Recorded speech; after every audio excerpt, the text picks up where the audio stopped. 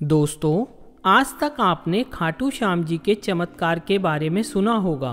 जो कोई सच्चे मन से खाटू श्याम जी को याद करता है, बाबा उसका साथ कभी नहीं छोड़ते और खाटू नरेश की कृपा से उसे एक ऐसा सहारा मिल जाता है जिसके बाद उसे किसी सहारे की जरूरत नहीं रह जाती। कहते हैं किसी समस्या में जब व्यक्ति बुरी तरह फंस जाता है और कोई रास्ता नजर नहीं आता, ऐसे में अगर कोई उसे खाटू श्याम जी के बारे में बताए और उसके बताने पर वह जब पहली बार खाटू नरेश के दरबार में जाकर सच्चे मन से बाबा के दर्शन करता है, तो जैसे ही उसकी नज़र बाबा की नज़र से मिलती है, उसी समय से उसकी सारी समस्याओं का समाधान होने लगता है। खाटू नरेश के दरबार में ऐसे चमत्कार रोज देखने को मिलते हैं और एक बार कोई व्यक्ति वहां दर्शन कर ले तो वह अपने आप बार बार वहां खिंचा चला आता है। आज हम आपको एक ऐसे ही चमत्कार की सच्ची घटना सुनाने जा रहे हैं। नमस्कार मित्रों, हमारे चैनल कथा अमृत पर आप सभी का स्वागत है। अंकित और सपना की शादी को अभी 2 साल ही हुए थे और उनके 1 साल की प्यारी सी बच्ची भी थी। अंकित के माता पिता भी साथ ही रहते थे। अंकित एक बीमा कंपनी में काम करता था और साथ ही पार्ट टाइम में बीमा एजेंट के काम से कुछ एक्स्ट्रा इनकम भी कर लेता था।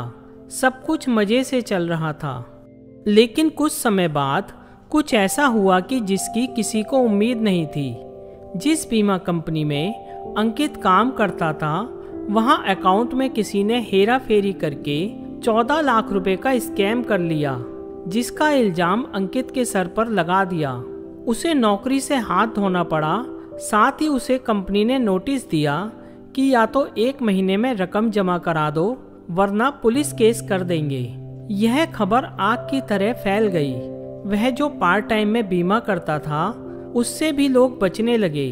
अंकित ने काफी कोशिश की अपनी ईमानदारी को साबित करने की, पर उसकी किसी ने एक ना सुनी। वह अंदर से टूट गया था, क्योंकि इतनी बड़ी रकम वह 1 महीने में कहां से पूरी कर सकता है। उसे कुछ समझ नहीं आ रहा था। उसने अपने मम्मी पापा को सारी बात बताई और वह फूट फूट कर रोने लगा। उसे रोता देख सपना की आंखों से भी पानी बहने लगा। तब उसके पिताजी ने उसे हिम्मत बंधाते हुए कहा कि कोई बात नहीं, उतार चढ़ाव जिंदगी में आते रहते हैं।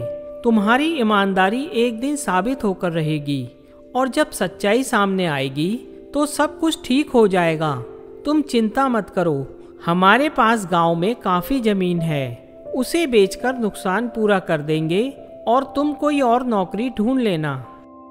अगले दिन वे सभी अपनी पुश्तैनी जमीन को बेचने का मन बनाकर गांव के लिए निकल गए।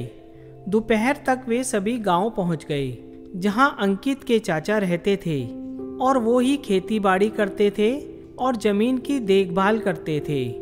अंकित के पिताजी ने सारी बातें उन्हें बताईं। उनकी बात सुनकर अंकित के चाचा बिगड़ गए और जमीन में हिस्सा देने के लिए मना करने लगे। उन्होंने कहा कि वे 1 गज जमीन भी नहीं बेचने देंगे, जो करना है कर लो। काफी कहने सुनने के बाद भी वो नहीं माने। अंकित को जो एक रास्ता नजर आ रहा था, वह भी अब बंद हो चुका था, क्योंकि यदि कोर्ट कचहरी के चक्कर में पड़े तो सालों निकल जाएंगे और उसके पास तो केवल 1 महीने का समय है, वरना जेल जाना पड़ेगा। सभी वहां से निराश होकर वापस आने के लिए निकले। उनके गांव में एक मंदिर था। उन्होंने सोचा वहां कुछ देर समय बिता लेते हैं, बस तो शाम को ही मिलेगी। वे मंदिर के आंगन में बैठ गए। अंकित के पिता के पास भी अब कोई जवाब नहीं था। वो बड़ी उम्मीद से यहाँ आए थे। सभी चुपचाप बैठे थे। तभी मंदिर के पुजारी वहाँ आए। वो अंकित के पिताजी को अच्छे से जानते थे। उनके पूछने पर अंकित के पिता ने सारी बात बता दी।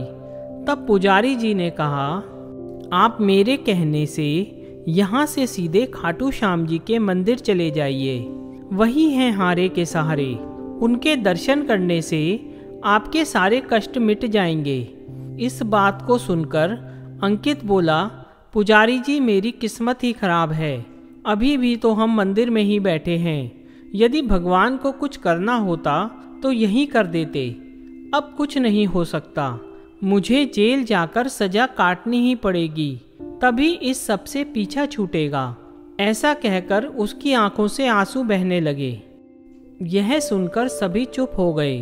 उस समय सपना ने कहा, जो होना है वह तो होगा ही, पर जब पुजारी बाबा इतने विश्वास से कह रहे हैं तो एक बार दर्शन करने में क्या बुराई है। वैसे भी घर ही तो जाना है, आज नहीं कल पहुंच जाएंगे। बाकी सभी ने सपना की बात का समर्थन किया, पर अंकित इतना डर चुका था कि उसे किसी पर यकीन करने का मन नहीं कर रहा था। उसके पिता ने कहा, ठीक है, हम सब खाटू श्याम जी के दर्शन करेंगे, उसके बाद ही घर जाएंगे। वे सभी बस से पूरी रात सफ़र करके सुबह खाटू गांव पहुंच गए। वहां एक धर्मशाला में रुके और नहा धोकर मंदिर पहुंच गए। 1 घंटे लाइन में लगने के बाद वे बाबा के सामने पहुंचे। बाबा के सामने पहुंचते ही सबकी आंखों से आंसू बहने लगे। पीछे से खाटू श्याम जी का जयकारा लग रहा था। जैसे ही अंकित की नज़र खाटू नरेश से मिली, उसे उनकी आंखों में एक चमक नजर आई और वह अपने सारे दुख भूल गया। उसके मुंह से अपने आप खाटू श्याम जी का जयकारा निकलने लगा। उसकी आंखों से आंसू बह रहे थे। तभी भीड़ ने उसे आगे बढ़ा दिया और वे बाहर निकल आए। अंकित के चेहरे पर अजब सी मुस्कान थी। उसने कहा, पिताजी, बाबा ने मुझे साक्षात दर्शन दिए हैं। मैं इतने मंदिरों में गया पर ऐसा पहले कभी नहीं हुआ। उनकी आंखों से अलग ही चमक निकली और मेरी आंखें चकाचौंध हो गईं। अब मुझे कोई चिंता नहीं, जो होगा देखा जाएगा। बाबा की जयकार करते हुए वे सभी अपने घर आ गए। 1 सप्ताह बाद एक दिन अंकित के ऑफिस से फोन आया। उसे ऑफिस बुलाया गया, जहां उसे पता लगा कि उसके साथ काम करने वाले राजेश का एक्सीडेंट हो गया है और वह अस्पताल में है। उसने 1 सप्ताह पहले नई कार खरीदी थी जिसे वह चला रहा था और यह हादसा हो गया। उसने अपना गुनाह कबूल कर लिया है कि यह स्कैम उसी ने किया था। उन्हीं पैसों से उसने गाड़ी खरीदी थी। ऑफिस वालों ने बताया कि वह एक बार अंकित से मिलना चाहता है। अंकित सीधा अस्पताल गया। राजेश ने उससे माफी मांगी और अपने किए पर पछताते हुए कहा कि 1 सप्ताह पहले वो सुबह ऑफिस आ रहा था, तभी गाड़ी चलाते समय उसकी आंखों के सामने एक अजीब सी चमक आ गई। इससे पहले कि वह कुछ समझ पाता, एक्सीडेंट हो गया। तभी अंकित को याद आया, जिस समय की बात राजेश कर रहा है, यह तो वही समय है जब वे लोग खाटू श्याम जी के मंदिर में दर्शन कर रहे थे और ऐसी ही चमक उसकी आंखों में आई थी। वह समझ गया कि यह सब श्याम बाबा की ही कृपा है। वह चुपचाप घर आ गया। उसे उसकी नौकरी भी वापस मिल गई। कुछ समय बाद उनकी जमीन भी उन्हें कोर्ट केस द्वारा वापस मिल गई। तब से अंकित पूरे परिवार के साथ हर महीने खाटू श्याम जी के दर्शन के लिए जाने लगा।